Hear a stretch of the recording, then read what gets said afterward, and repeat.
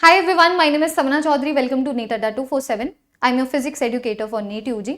मैं अगले 5 से 10 मिनट के लिए अज्यूम करने वाली हूँ कि नीट 2024 का एग्जाम मेरे ही छोटे भाई या बहन ने दिया था।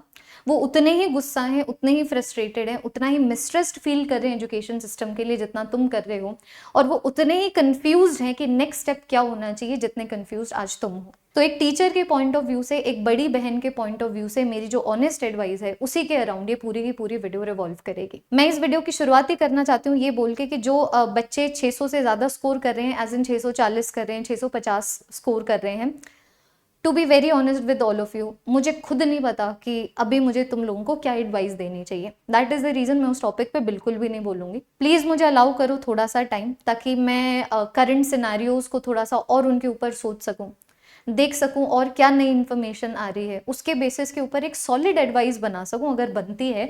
और जब वो सॉलिड एडवाइस बन जाए, जब मुझे असली में लाइक अपने दिल से लगे कि हाँ भाई ये एडवाइस से बच्चों का भला होगा, तब जाके मैं तुम्हें एडवाइस दे दूंगी। तो सिर्फ और सिर्फ जो बच्चे 600 से कम स्कोर कर रहे हैं, सिर्फ और सिर्फ बच्चे जो 1563 स्टूडेंट्स में नहीं है, है ना, सिर्फ उन बच्चों के लिए ये पर्टिकुलर वीडियो मैं बना रही हूँ। अब देखो, मैं जो एडवाइस देने वाली हूँ ना बच्चों, वो इस चीज के बिल्कुल इंडिपेंडेंट है कि री नीट का एग्जाम सारे के सारे नीट एस्पिरेंट्स के लिए होगा कि नहीं होगा। तुम लोगों को ना मैं एक कॉम्पिटेटिव एग्जाम का सच बताऊँ ना, तो एक कॉम्पिटेटिव एग्जाम का सच ये है कि आप अपने मोमेंटम के ऊपर खेलते हैं, है ना। फॉर एग्जाम्पल, अगर मानो कोई बच्चा 1 साल के मोमेंटम से चल रहा है ना, तो डेफिनेटली उसको चीजें जल्दी याद हो रही हैं, उसको चीजें जल्दी समझ आ रही है, उसको टेस्ट देते वक्त उसको जो दिक्कतें होती है वो दिक्कतें कम होती जा रही है। उसका सबसे बड़ा जो अभी तक बेस्ट फ्रेंड रहा है ना, सबसे बड़ा जो दोस्त रहा है, वो उसका मोमेंटम है, वो उसका टाइम है। अब बात यह है कि मानो फॉर एग्जाम्पल तुम लोग 605 स्कोर कर रहे हो। मैं तुम लोगों को एक एग्जाम्पल के तौर पे बताती हूँ। मानो अगर कोई बच्चा है जो 605 स्कोर कर रहा है, ठीक है। लेट अस अज्यूम कि नीट 2025 का एग्जाम हो जाता है। लेट अस अज्यूम कि 8 जुलाई को जब नेक्स्ट हियरिंग होती है, या फिर उससे 10-15 दिन पहले, although that is almost impossible. मान लो अगर किसी भी तरीके से बिल्कुल ये हम लोगों को नोटिस आ जाता है कि भाई री नीट का एग्जाम सारे के सारे नीट एस्पिरेंट्स के लिए होगा, इस बच्चे के 605 आ रहे हैं, तुम चाहे 615 ले लो, तुम चाहे 625 ले लो, सब सेम, सबके लिए सेम एडवाइस है, चाहे तुम 200 ले लो। तो मैं तुम लोगों को ये बोल रही हूँ, अगर मानो तुम्हारे इतने मार्क्स भी आ रहे हैं, अभी पिछले 1 महीने में तुम लोगों ने कोई पढ़ाई की नहीं है, तो अगर मानो तुम्हारा री नीट होता है, ऐसा तो नहीं अगस्त में जाके होगा, सितंबर में ही होगा, जुलाई में ही होगा, एंड ऑफ द जुलाई से पहले होगा अगर री नीट दोबारा से होने वाला है, तो मैं तुम्हें बोल रही हूँ कि 1 महीने से तुम लोगों ने पढ़ा नहीं है, तुम्हारा मोमेंटम पूरा का पूरा जा चुका है।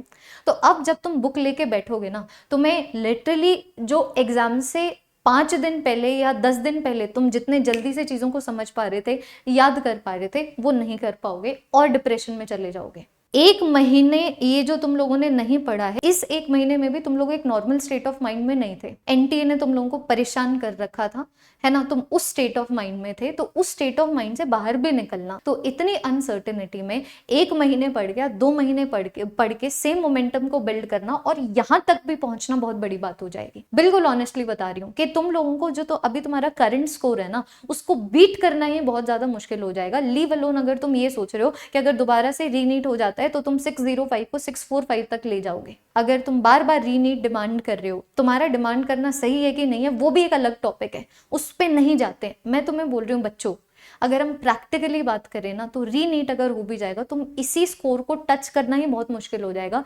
लीव अलोन ये वाले स्कोर को बीट करना। तुम्हारा एक्चुअली में ड्रीम है ना कि भाई हम लोगों को डॉक्टर ही बनना है। तुम लोगों ने नीट के लिए प्रिपेयर करना इसलिए नहीं शुरू किया था क्योंकि तुम्हें और नहीं पता था कि और एक साइंस का बच्चा क्या कर सकता है, या फिर अगर तुम लोगों ने नीट की प्रिपरेशन पीयर प्रेशर में शुरू की थी, पेरेंट्स के प्रेशर से शुरू की थी, तो मैं तुम लोगों को सच्ची बता रही हूँ, प्लीज नीट को छोड़ दो और लाइफ में वो कर लो जो तुम एक्चुअली में करना चाहते हो, जिसको करने में मजा आता है।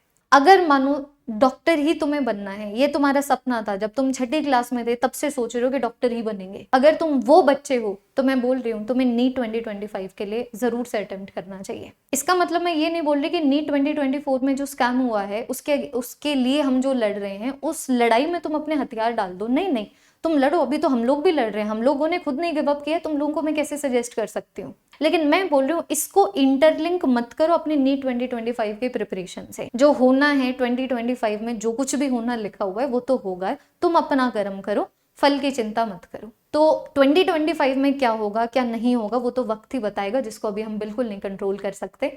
तो हम कंट्रोल कर सकते हैं हमारा डिसीजन कि क्या हमें नीट का एग्जाम देना वर्थ इट लग रहा है? क्या अगर फॉर एग्जाम्पल तुम्हारा नीट 2025 में सिलेक्शन हो जाता है तो वो फ्यूचर जो तुम्हारा बनेगा, क्या वो ये रिस्क लेने के लिए वर्थ इट है? और बाकी अगर मैं नीट 2024 के स्कैम की बात करूँ ना, तो अभी हम लोग इतना पीछे पड़ चुके हैं एनटीए के, और इतना पीछे पड़ जाएंगे एनटीए के, और जब तक हम लोगों को ना ये ना लगे कि भाई अब इतना हम लोगों ने इस चीज को बड़ा कर दिया है कि नीट 2025 का एग्जाम जब होगा तब कोई भी बच्चा, कोई भी इंसान, कोई भी टीचर दोबारा से स्कैम करने से पहले 100 बार सोचे। This we are going to ensure, because that is something that we can control. We are going to try our best कि नीट 2024 का एक ऐसा सोल्यूशन निकले जो एटलीस्ट आगे जो फ्यूचर है ना, हमारे फ्यूचर डॉक्टर्स का, वो प्रोटेक्टेड हो जाए, जो नीट 2024 एस्पिरेंट्स को थोड़ी सी जस्टिस दिला दे। That is all everyone. बाकी अगर तुम लोग चाहते हो कि हम लोग नए बैचेस वगैरह शुरू करें, तुम जीएनटी से पढ़ना चाहते हो, तुम चाहते हो जीएनटी के नए बैचेस आए ताकि तुम अपनी नीट 2025 के प्रिपरेशन को शुरू कर सको, तो तुम लोग मुझे कॉमेंट सेक्शन में बता सकते हो। बाकी 2025 एस्पिरेंट्स के लिए ऑलरेडी हमारे पास एक महापैक है, उसके अंदर तुम्हारी पूरी नीट 2025 की प्रिपरेशन अनलॉक हो जाएगी। सारे के सारे past, future, current batches, test series with video solutions, everything is going to be unlocked for all of you. ये बताना मेरा फर्ज है। That is all everyone. Thank you so much. अपना बहुत अच्छे से ख्याल रखिएगा। Bye bye.